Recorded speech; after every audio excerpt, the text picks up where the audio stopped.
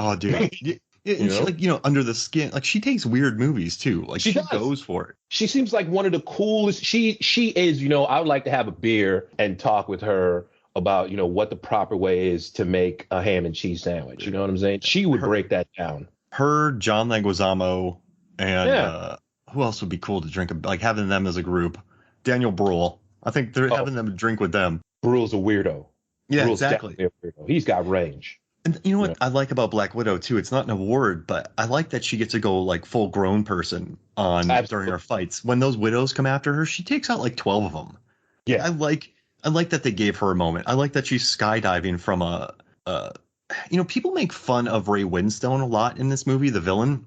Yes. But I feel like he was just trying to be like the Avengers, but not. Does that mean like he was trying to mimic? Oh yeah. They were. Oh yeah.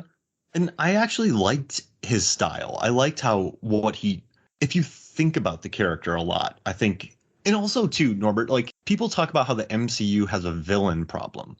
Right. But a lot of these movies, I don't think are about the villain. I mean, watch Ant-Man and the Wasp. Like, it's Walton Goggins. Like, it's clearly not a villain issue. This movie is not supposed to be Ray Winstone being Killmonger. This is just Ray Winstone being a jerk so Natasha can smash her nose. Exactly. So I think for what he does, he's fine. And I understand the character. He wants to be a Tony Stark. He wants to belong. And I feel like he's mad that he doesn't belong. And so he's on the periphery. And I like that about him. I think there would be this character does exist to me, Norbert. Yeah, he's a real guy, but I don't find him to be so much as a Tony Stark kind of guy. He's more of a Karl Rove, Dick Cheney behind the scenes, actually pulling the strings kind of guy. You know what I mean? Because like he said, my Black Widows are all over the world. They can start war and end a war. They'll kill your mom when she forgets to pay her cable bill and no one will ever find out, that kind of thing. And the only problem I had with that guy is, what is his accent? Is it Russian? Is it British? It's all over the place. Yeah, and Winston didn't care. Yeah, Winston. Exactly. If you watch Sexy Beast, he's a good actor. He is. Yeah. And so you watch this, I have a question, Norbert. So like, this is the MCU, and this, I don't believe this is our world. It's just another world. So his accent is whatever Russian American accents are in that world. Exactly. Does that make sense? Yeah. It does. Because I mean, look at Wanda. They've gone way back on her accent. They even made jokes like what happened to your accent? They literally directly asked her, like, what happened to your accent, bro? Do you think, I know Aaron Taylor Johnson got killed in Ultron and he didn't want to do a lot of them, but I like him. He would have been a good addition, I think. Or am I crazy? It could have been just the script, but he proves in Godzilla that he doesn't really have much of a personality. Yeah, he didn't carry that. He's a blank slate for the audience to project their feelings on. And so, yeah, he's okay. He was all right, not the greatest. I like the other guy. I forget his name. You watch Haley, right? Haley Steinfeld, and she just carries everything she's like. She could have a script that's like, A, B, C, D, E, F, G. And magnetic personality. Magnetic. Yeah. But what you were saying before about the villains, the problem with the MCU villains is not so much the directors or the writers. It's just, this is how comic books are. It's usually the villain ends up being just the polar opposite of the hero. Now, Spider-Man comics. Right.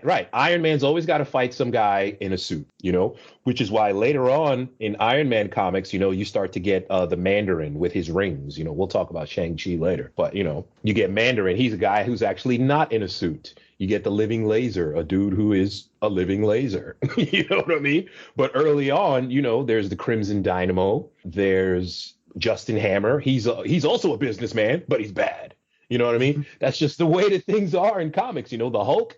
His greatest enemy, Abomination, who is also the Hulk, but bad. That's just the way it is. So people who complain about comic book villains, they're just being disingenuous. They're looking for something to hate. One of the things that I do is the last few years during our, shall we say, strange times, I've been getting more into Twitter.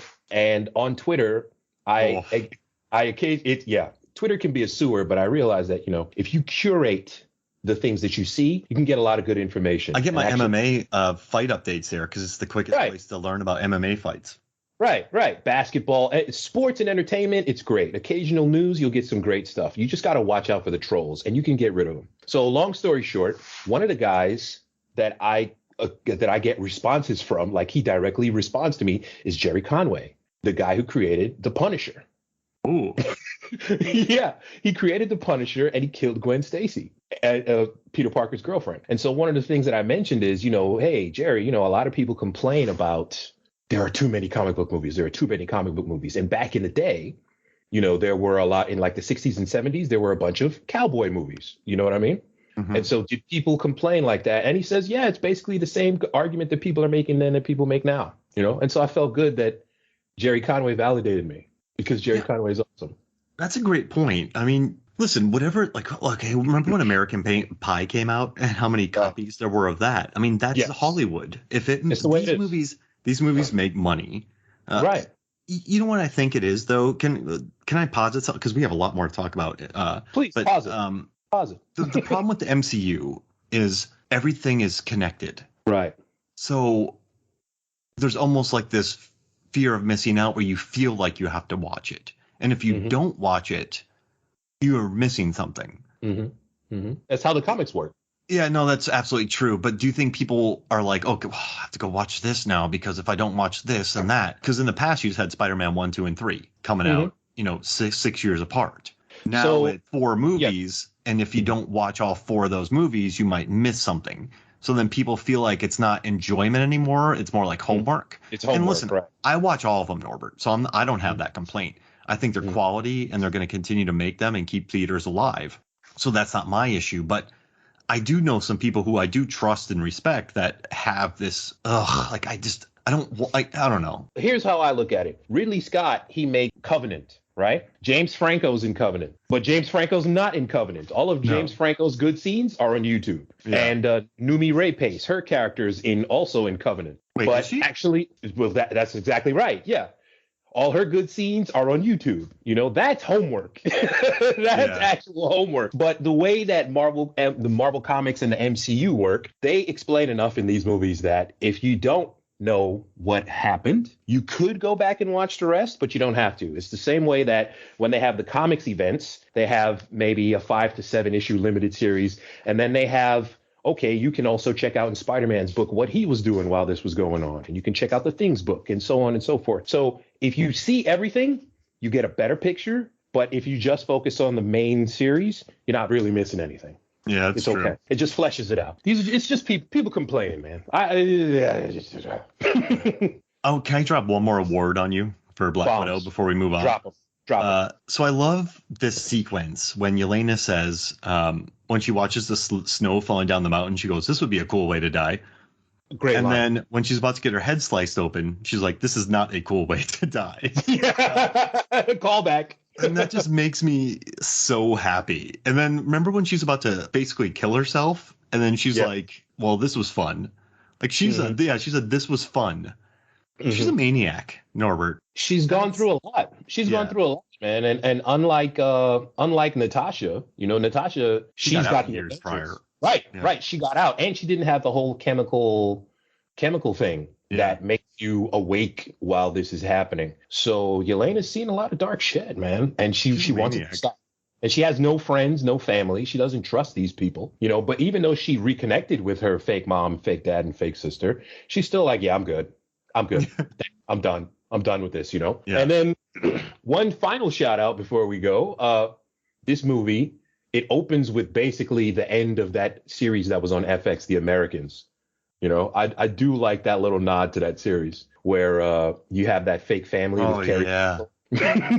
Yeah. They're always just 10 seconds away from being discovered as Russian secret agents that live in suburbia. So I do love that. That was cool. And the nose break. I know it's straight from the comics. And you told me that. I remember I mentioned that to you and you're like, "Yo, comics." And I actually read through the article about that. But I didn't. So, it's crazy. Natasha she basically Loki'd him. Remember Loki from Avengers when she played Loki? She did this to Ray Winstone. Yeah, that's her thing. And dude, but when she breaks her nose, I'm like, she finally got her moment. And like that just made me happy. Like it was like a hook, line, and sinker, really cool moment. And it took me to probably the second watch to really appreciate that. I just gotta say, man, of all my feelings of 2021 watching a movie, it felt good for me to really recenter my expectations and realize, like, Mark, what you expect out of a movie doesn't make it good or bad. Like, you can't. Exactly. A movie isn't bad if you want something and it doesn't happen. And so that it kind of helped me recenter, because I actively found myself feeling that way. But that's not the movie's fault. That's my expectation. So I thought that was kind of cool to go through. Absolutely. There was a time when subverting expectations, when a movie subverts your expectations, that was a good thing. Yeah. But today people want what they want. And this is why the difference between The Last Jedi and The Rise of Skywalker is so dramatic, because you're listening to the wrong people. Just make your story. Black Widow is affirming just women in cinema too, because that feminine wiles kind of thing. Oh, I'm just a dumb girl. Why don't you tell me your plan? She does that multiple times in the MCU, and guys fall for it. And she knows they will, because men are stupid. Go. Right. And she's like, oh, by the way, I'm not going to sleep with you or anything. I just got the information. Ha ha. I'm out. Oof. And I think director Kate Shortland did a good job too. Like, I really dig, like, she, she's done some shows. She did Smilf, a few others, Berlin Syndrome, which is a good movie, but I think she handled it really well. I think she kind of knew the characters, and then also, like, you could tell that she trusted Florence Pugh a lot. And I think that's sometimes a good director. Like, Norbert, you are an excellent, what sport give me a sport. Badminton. All right, so you're like the best badminton player on your team, but you realize that your teammate's having a heater. So you let your teammate have it because they're on a run better than you. And I think Kate Shortland sort of saw that, embraced it. Does that make sense? Like, that's a good 100%. Director though, when you let somebody ride a wave. And I think she directed it really well. So I dug Black Widow a lot. 100%. She just says, okay, Florence, it's your turn to hit the shuttlecock. Go for it. Yeah. Oh, man. So are you ready for Shang-Chi and the Legend of the Ten Rings? Shang-Chi, let's go, baby. Dude, I think delaying this episode was the best thing that could happen, because I watched this movie again on top of watching it again. Just watching Tony Leung, just watching him rip it up in the beginning, watching the bus chase through San Francisco, which I think is amazing. It's a great scene. I don't like saying which are my favorites, but Shang-Chi and Black Widow are the ones I'm going to rewatch the most by far. I just love the energy of it. Katie and Sean, I love watching them do karaoke. Like, I just love that bit. I love that Trevor. I love Iron Man 3 because how it subverts expectations. That makes me so happy. And just watching this movie and just the scaffolding fight, the bus fight, the Warriors poster on his all my favorite things. Warriors, Outcast, but just the final fight at the end with the dragon and the soul stealing, and then Razor Fist. Like, he has a car. It's just it's gone so absurd. It's just like a pure joy movie for me. And the humor in it, there's enough weirdness in it with Trevor. I think I love the Marvel movies that just get a little weird. No, agreed, man. And, Shang-Chi has so much to overcome, because the comics of Shang-Chi, the comics with Asian characters in general, the Fu Manchu controversy, the Mandarin controversy. These guys are all just, drawn to be horrific Asian stereotypes. And so when you find out that the Mandarin's going to be in Iron Man 3, you're thinking, how are they going to do this? Then you see it's Ben Kingsley and you go, what the hell's going on? And then, thank God it wasn't real. Yeah. That's funny. When we had those conversations, Norbert, everyone was like, we can't do this. Yeah, not at all. And then it's like, all right, let's just make this stupid. Like, let's make it silly. And I think that's a smart decision.